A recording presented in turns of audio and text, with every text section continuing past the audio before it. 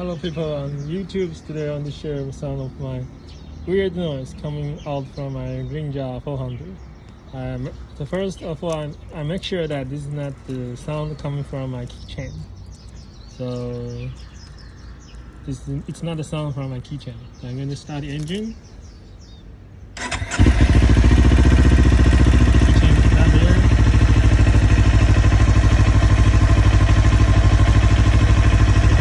Here.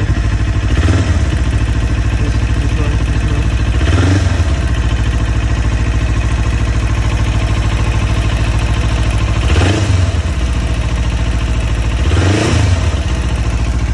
It's coming from here.